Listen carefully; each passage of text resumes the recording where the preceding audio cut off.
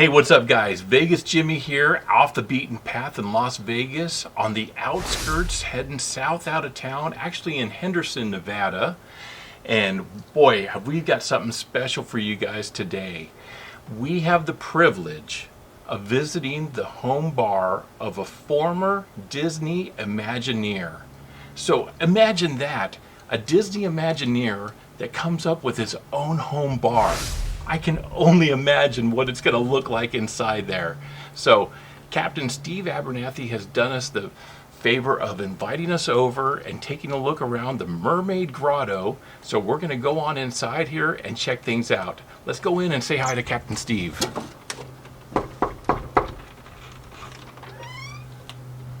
Ahoy, Captain Steve! Permission to come aboard. Permission granted. Aye, aye. Welcome aboard. Thank you, sir. Thank you so much.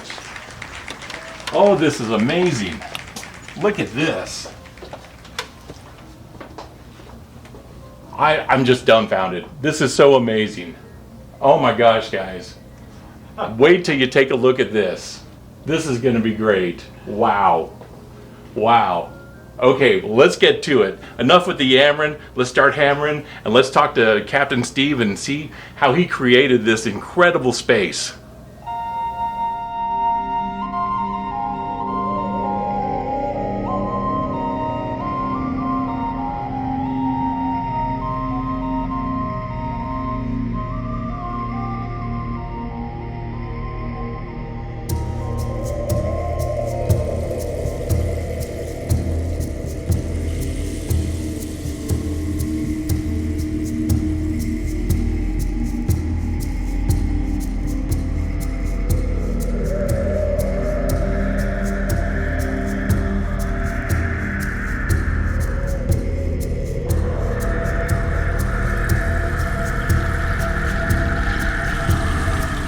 Hey there, guys. Well, here we are inside of Captain Steve Abernathy's Mermaid Grotto, and I'm sitting here with the captain himself. Ahoy there, shipmates. We're so happy to be here. It's just been incredible. We've already been sitting and talking a little bit, and we figured we need to get this all recorded, so we jumped on.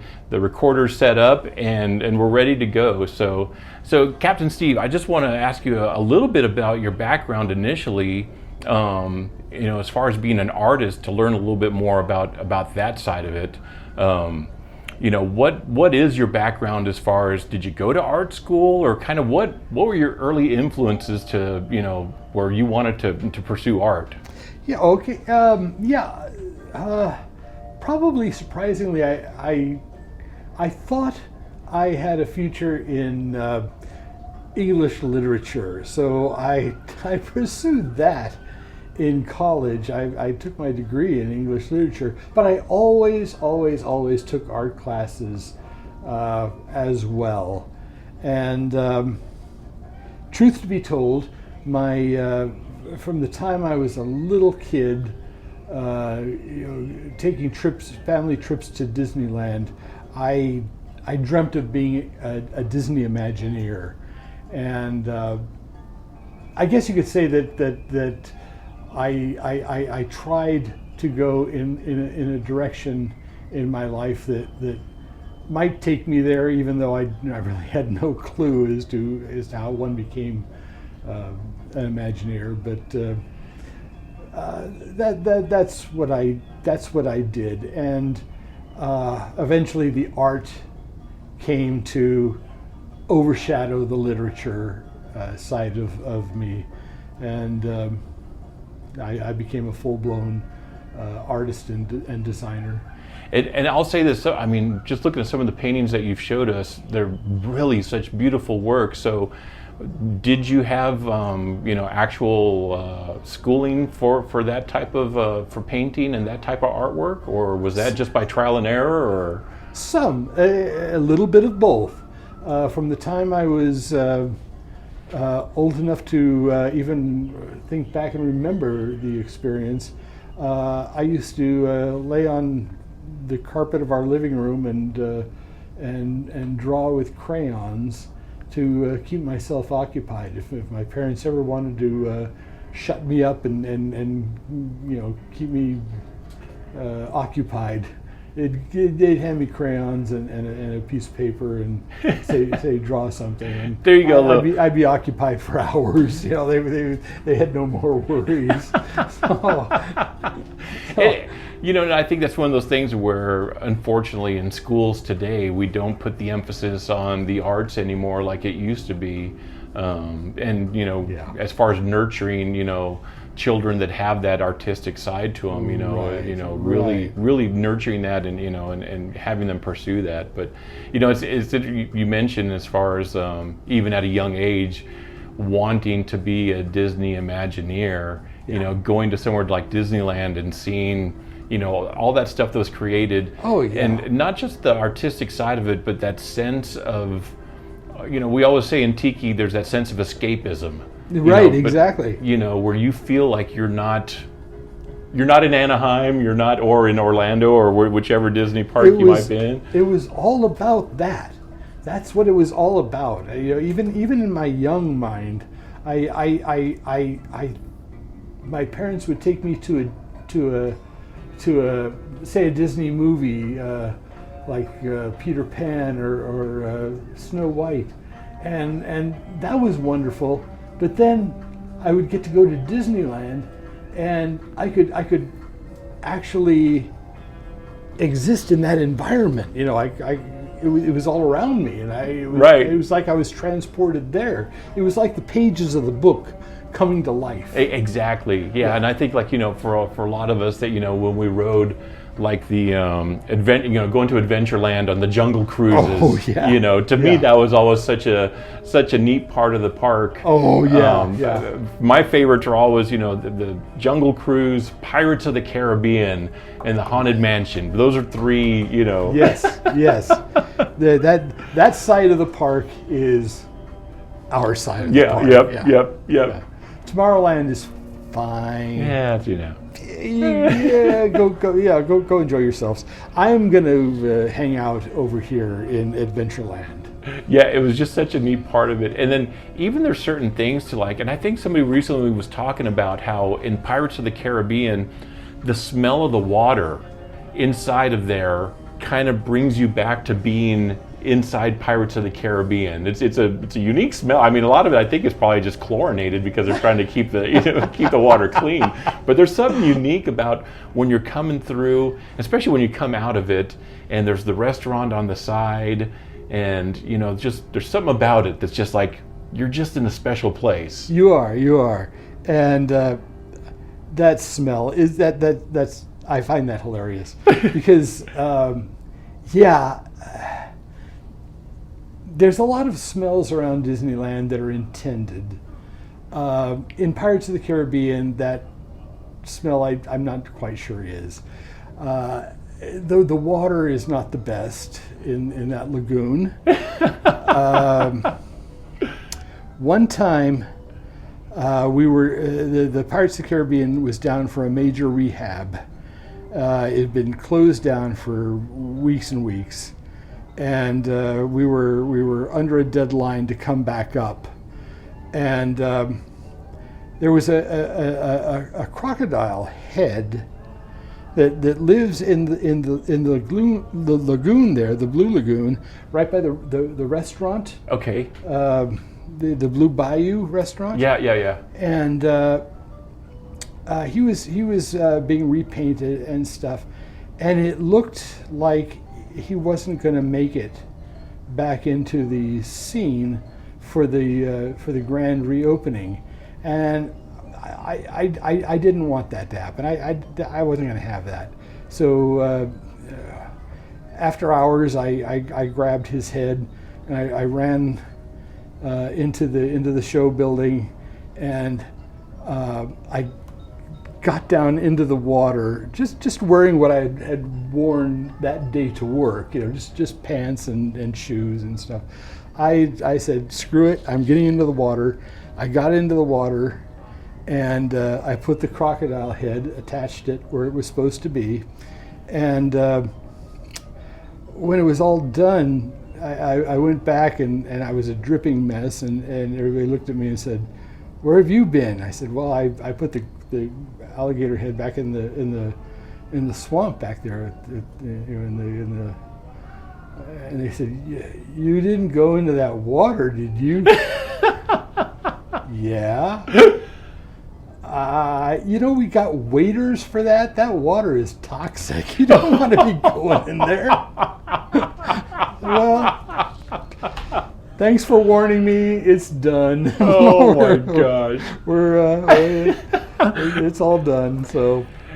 Captain Steve braving the toxic waters of the Pirates of the Caribbean to ensure that your enjoyment to see that crocodile head sticking out of there, was still intact. So next time you're going through there, thank Captain Steve for when you see that crocodile head out there. It's hilarious. Oh, thank you. So that brings up a good point. We kind of, let's go back a little bit. Mm-hmm. As a young person, you were always fascinated with how do I become a Disney Imagineer, sure. And you weren't sure about how to do it. So, how did you become a Disney Imagineer? That's I've been asked that a lot by people who have shared my dream, and I wish I could give them a better answer. It involves connectivity. It involves making contacts, networking a little bit. I've never been good at that, but I thought as a kid growing up, I did things in my art class that some of my art teachers, I'll put it out there, thought I was selling out, being commercialized because I was pandering to Disney. But I put a lot of things in my early portfolio that I thought might impress Disney, and we. Years ago, I developed a Halloween haunted house, and we went the extra mile. We really put a lot of what you might call animatronics in there. It was very primitive, but we did a lot of really good stuff that earned us a big splash in the local Orange County Register newspaper. We got almost a full page coverage of that haunted house. And things like that going into my portfolio, it honestly happened as my brother-in-law lived 3 houses down from a Disney Imagineer. Okay. And they became friends. And my brother-in-law said, "Oh, you need to meet my brother-in-law, Steve. He's been dreaming about being an Imagineer." And I'm sure the red flags went up with this guy right away, saying, "Oh no, here we go again. Here's another one." But it did give me the opportunity to show him my portfolio, show him things from this haunted house and things I've done all my life.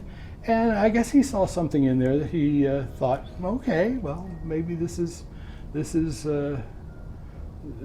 something we could maybe use. And he showed my stuff to other people. And when they got around to designing or talking about building the Twilight Zone Tower of Terror in Florida, they said, "Oh, we got a guy who's does haunted houses and things that look pretty good, so we might want to talk to this guy." And they brought me in, and I had to submit some drawings as like a resume kind like of a thing. Resume type thing, yeah.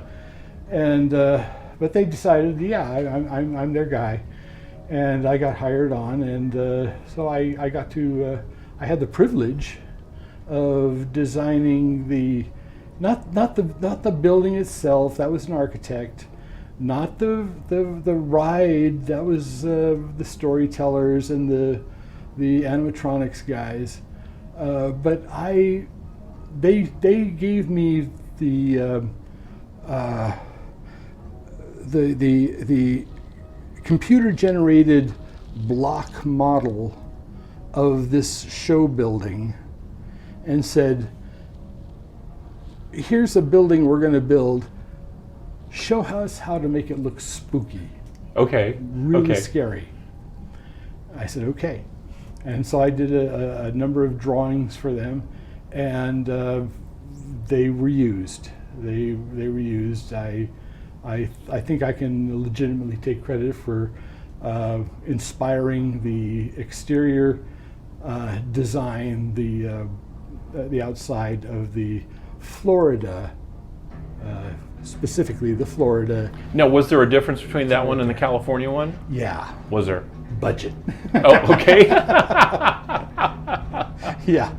They did the California one on the cheap, and I don't really want to put my name on that. We'll leave that one alone. We'll just. I had absolutely nothing to do with that one. Well, that's so interesting, though, that so your first stint with it was a pretty signiant. It was a $90 million ride. Yeah. And I was flabbergasted. That led me to do I don't know, 10, 15 years worth of consulting work for them, doing various things, and then they finally hired me on as a salaried employee at what they call the Disney Design Studio. Okay. And it became my job to kind of be the custodian of Disneyland from an artist's point of view. Okay. My job was to every day walk around the park and look and see if anything could be improved.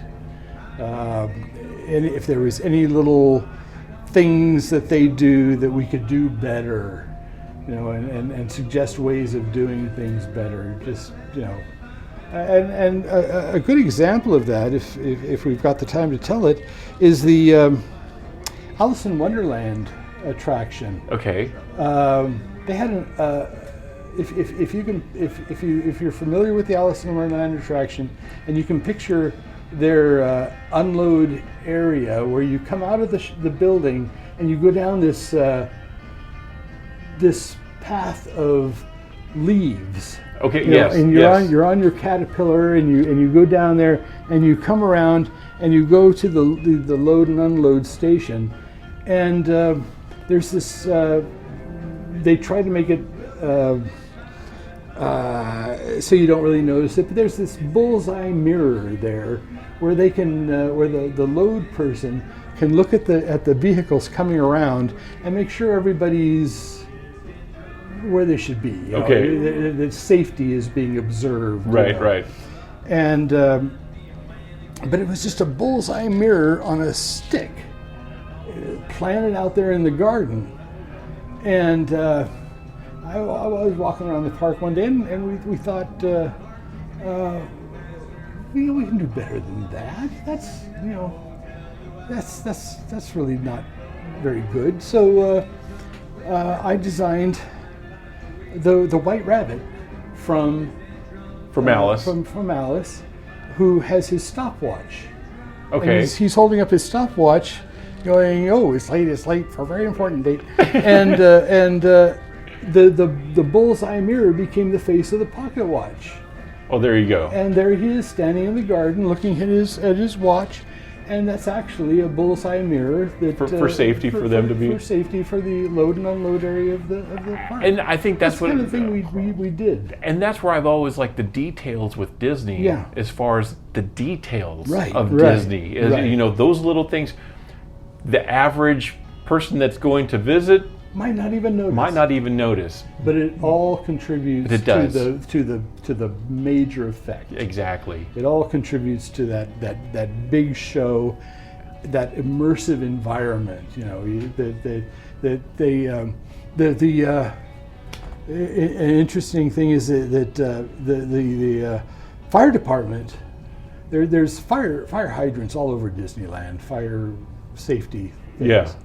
And would the fire department have its say in it? Those would all be painted bright fire engine red, but Disney said no, and whether it's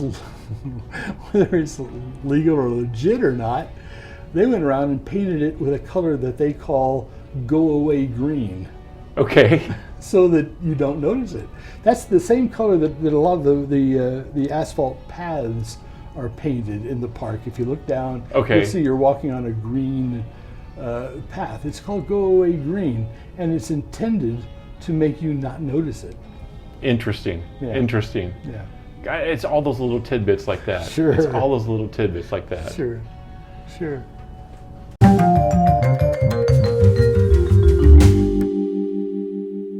Okay, well that's got some good background as far as the Disney side of it, the art background. Now let's transition how you took that for the inspiration for this wonderful bar that we've got here. So let's start with the name, the Mermaid. Well, give me the full name again.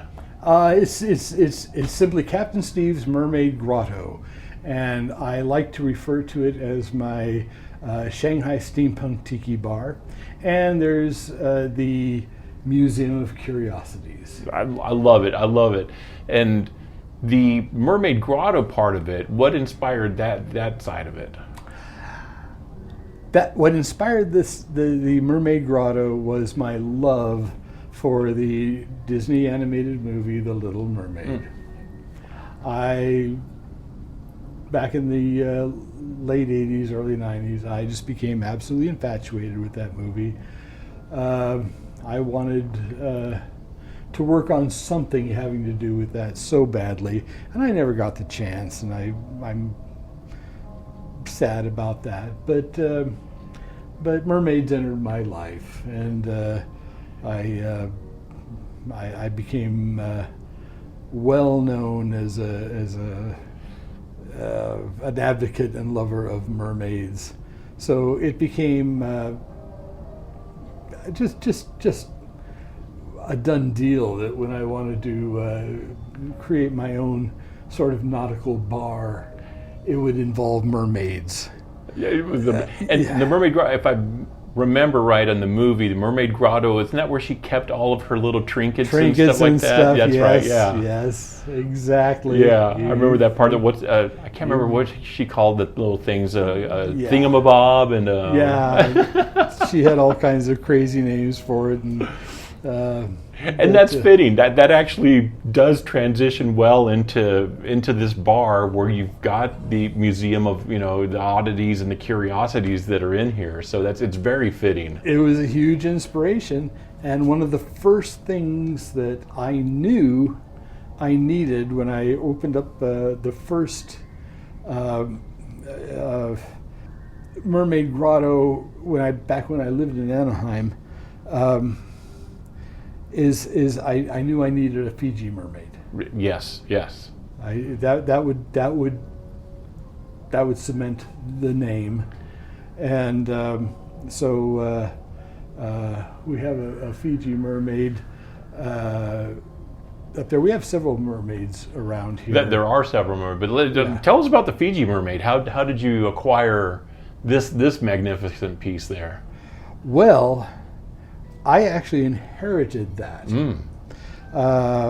It came from my great-grandfather, who was a ship captain on an old tramp steamer called the Venture Trader.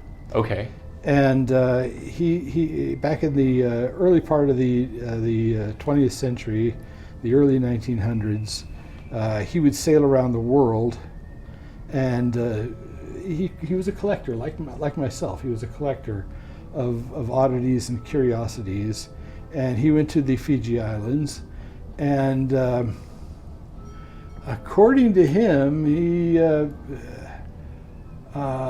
he first saw this specimen alive. I don't know whether I want to believe that or not, or whether he was just, telling tales to embellish things. But according to him, that he saw this thing basking on a rock, and he had a Fijian guide with him, who had come armed with a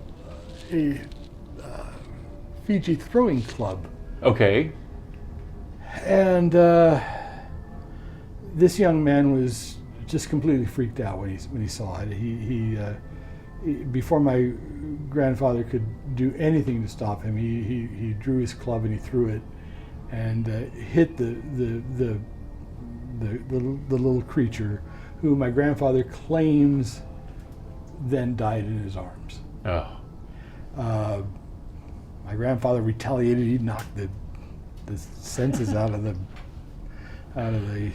his young guide, but he brought the corpse back to his ship, and his cook was an amateur taxidermist. Okay. Who then taxidermied the thing. Now, a traditional Fiji mermaid is a gaff. Mm. It's a fake piece made from the torso of a monkey sewn to the tail of a fish. Okay. And Japanese sailors used to make these things the way whalers would carve scrimshaw. It was like their inside joke. Right. And they would sell these things. But if you'll look at the Fiji mermaid we have up there, it's obviously not a monkey. It's something else. And what it looks a lot like is a Japanese folklore creature called I hope I pronounce this right, a Ningyao. Ningyao, okay. Nigyo. Okay. And they were, if you translate that into English, it means half human, half fish person. Okay. It's not gender specific. It can refer to a mermaid or a merman. Okay. But these things in Japanese culture were scary. Mm. They if you found one, if you caught one in your nets, you had to immediately throw it back, because it portended disaster, some sort of a storm, a tsunami, something was going to happen that you didn't want to have happen. And whether my grandfather was telling tales to impress his grandkid or not, I don't know, but that thing looks a lot like it really does. Ninyo of Japanese folklore. I can totally see it. That is such a unique piece. Yeah. That is such a unique piece. And it's true. Like, if you're going to, the Mermaid Grotto's got to have a Fiji mermaid. Yes, exactly. Got to have a Fiji mermaid. Right. Since your grandfather, that was a gift from him, did you acquire a lot of these from his original collection? Yes. He would travel around the world, and I only found out this recently, but he used to, his home port was in Monterey, California. Okay. And he maintained a warehouse there that he would, every once in a while, he would come into port and empty his ship of his collectibles and store them in this warehouse. Okay. And a lot of my father, my grandfather, they passed away, and I became the inheritor of that. And so every once in a while, occasionally, something will show up in the mail, a parcel from this warehouse. I have I've hired some students of archaeology and museum curating to go through this warehouse and open up the cases and stuff. And if they find anything interesting, that they send it down here. So. Oh, so interesting because then you never know what's going to show up. You do not know what's going to show up. It could be all kinds of things. He went all over the world collecting his bits and pieces, and gosh, it could be from any culture, anywhere in the world, and it might wind up here. So tell me, what's one of the other, like, okay, what is your favorite, apart from, if I don't know if it's the Fiji Mermaid or not, but apart from the Fiji Mermaid, like, what's your favorite piece that you have in here? If you can even name that you've got a favorite. Ooh, wow, that's really, really tough.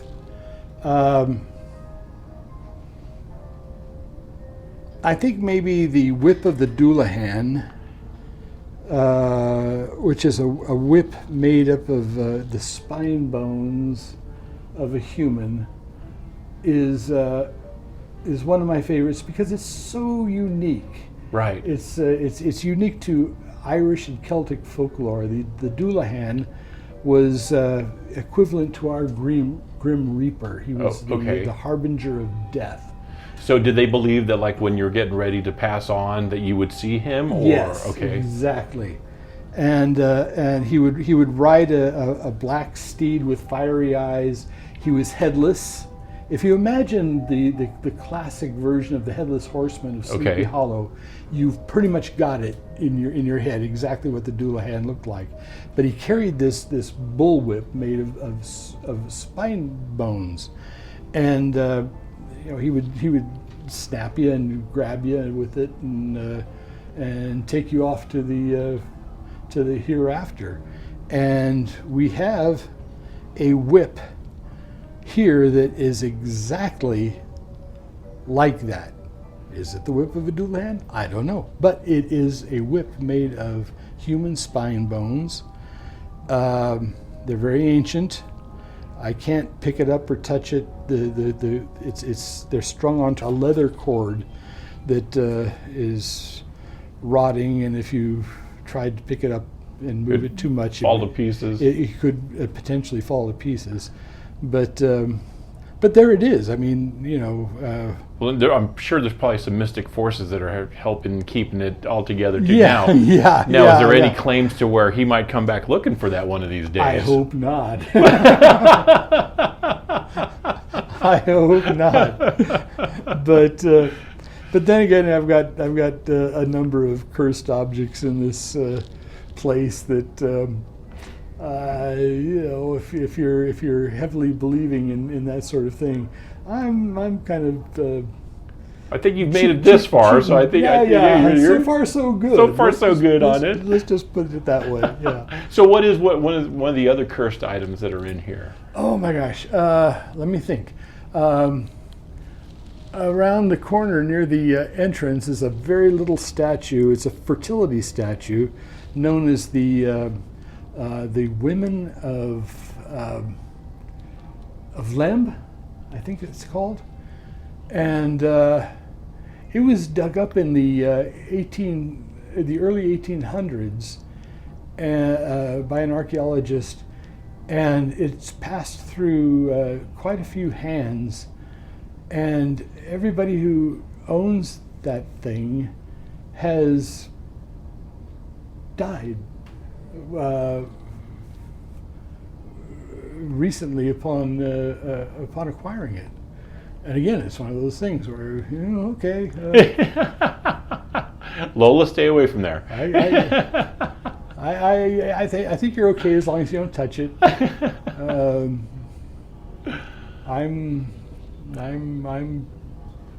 I count my days. I look at the calendar when I wake up in the morning. I'm thinking, okay, here we go. Here we go. Another day. We go. We got another day. Well, and then I saw over also enshrined is that Peggy Sue, or the doll? Oh, the little mannequin there. The Raggedy Ann. The Raggedy Ann doll. That's Annabelle. Annabelle. Yeah. That's Annabelle. Yeah. Well, it is not the real Annabelle, of course. That's in a museum in Connecticut. But that's my homage to Annabelle. Now I know the Zach Bagan Museum that's here in town has a Yeah. Peggy Sue, and that's what what I was thinking of when I said Peggy Sue.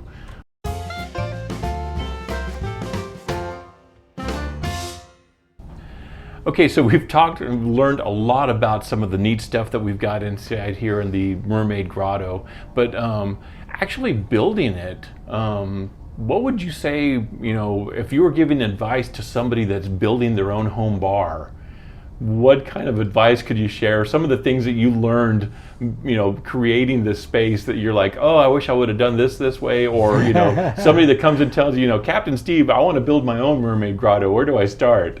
Wow. Okay. I saw a YouTube video recently that featured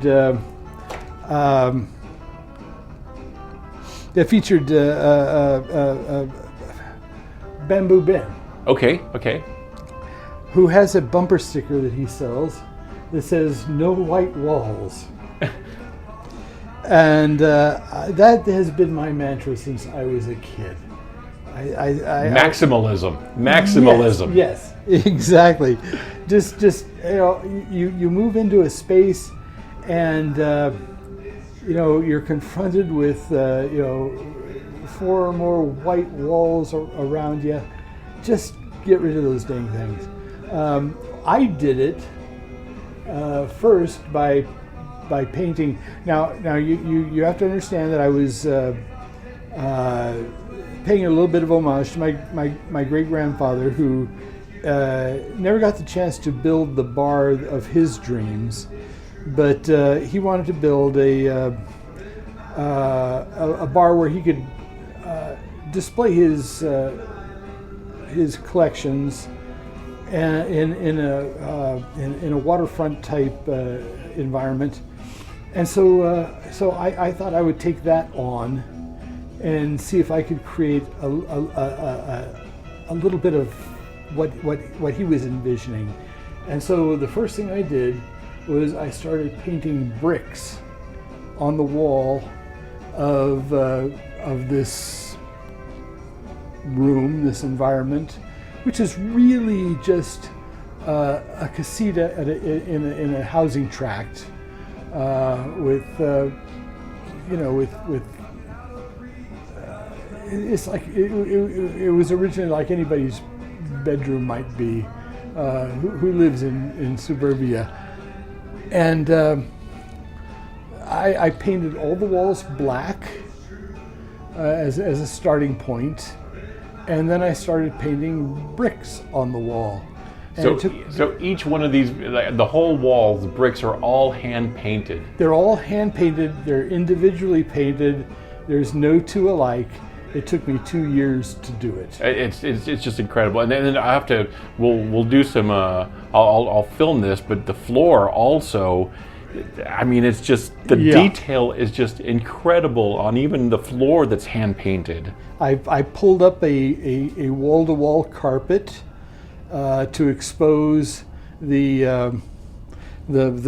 foundation of the house, the concrete foundation of the house, cleaned it, and used it as a canvas and painted stone and brickwork like cobblestones on the floor. And I did the same thing with the ceiling. Painted a big compass rose, which, by the way, actually does show you the directions, north, south, east, and west. Now is that latitude that's up there, is that our actual latitude? That is our actual longitude and latitude, yes. Where we're at right now. Right there in the middle of the Mermaid Grotto, that's it. So yeah. I love it. Yeah. It took years. I have some medical issues that I have to work around, so I probably work slower than a lot of people might. So it took years to create, but just dogged perseverance accomplished it. You just keep at it and you keep at it and you keep at it. Yeah, and like our own home bar, I'm sure you're in a similar situation. You're never done. You're never done. No, You're never of course done. Not. No. You're never done with your bar. Yeah. I always like people that say this, like, "Oh, we finished our bar." It's like, did you? No. Every once in a while, I'll see something. It can be all kinds of things. Anything can spark your imagination. Something you see on TV, something, whatever, and suddenly you think, what if I had done that way? And you go, oh, dang it! Is it worth going back and changing it? Yeah, maybe. Yeah, maybe. Maybe it is. Maybe it is. Yeah, oh, it's so true.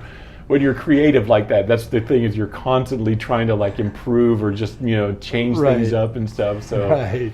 Well, and speaking of that, recently I was able to witness the honor of you having your shrunken head put on display at the Golden Tiki. Now, before we talk about that, tell me a little bit about your involvement with the Golden Tiki. How did you get involved with that space, and what did you do there?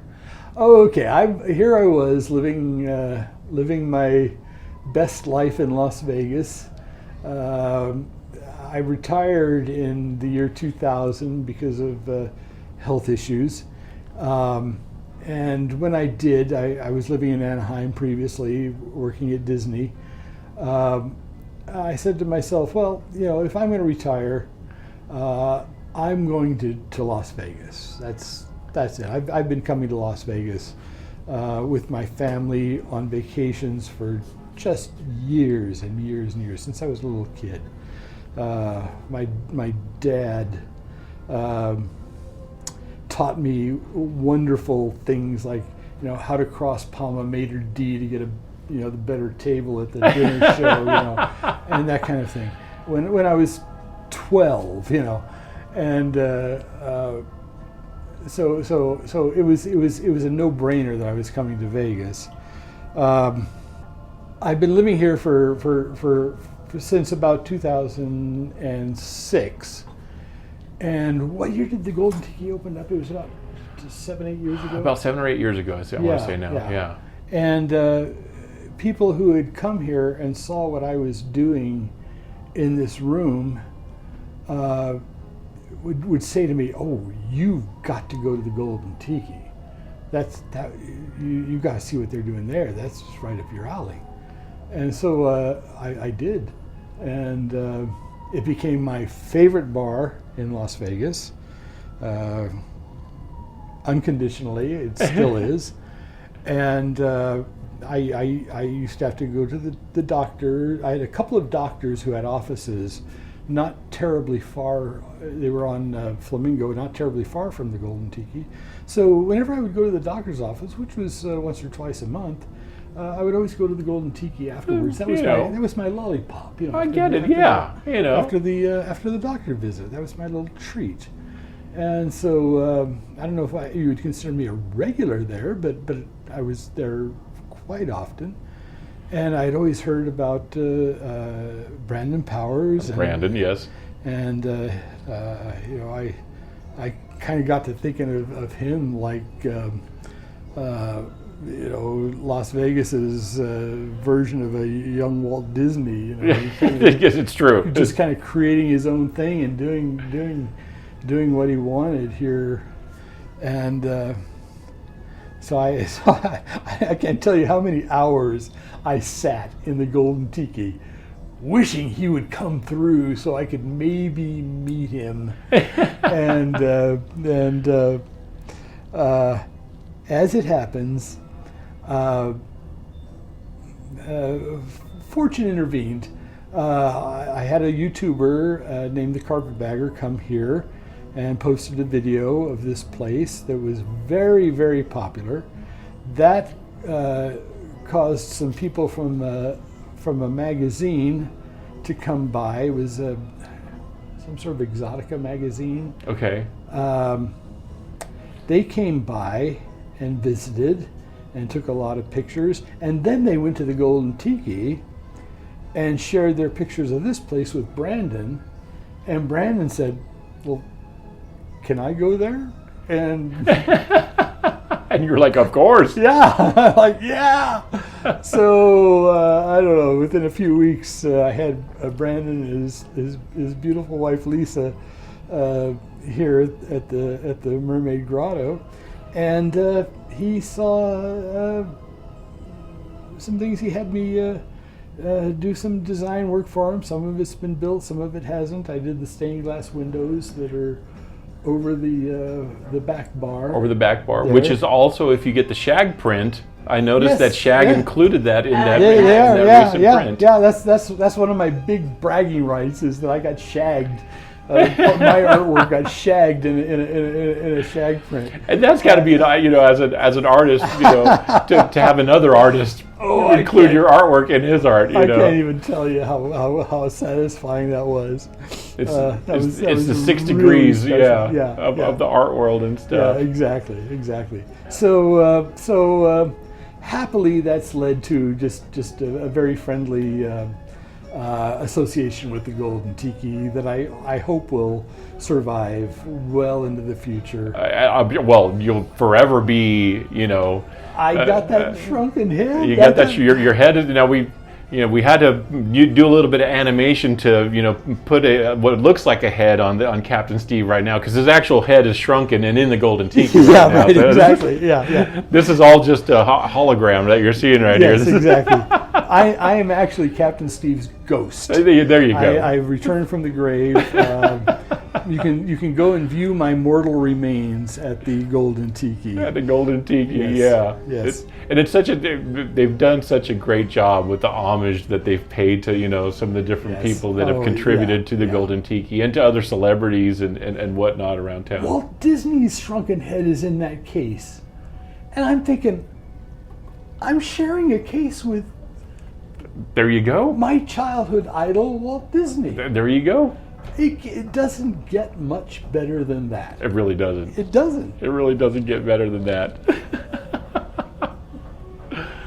So guys, I really hope you've enjoyed these wonderful stories that Captain, thank you so much for sharing this with us and sharing this with the world. It's just my pleasure, and I thank you guys for coming by and giving me the opportunity to share. Yeah, and I think we've talked a little bit off the camera that it's going to be hard to keep me and Lola away from here, and we're going to have to come back and maybe tell some other stories of some of the other specific oddities that you have in here, because there's just so much. There's so much to see, and more important is just hearing the stories behind these unique creations that you have in here. It's all so wonderful. Well, you don't know the what you've unleashed here, because I will not let you guys rest until you do come back. No, your invitation is open, and if I don't hear from you soon, I'm going to start bugging you. So just bug away, because we love it. We Okay. love it.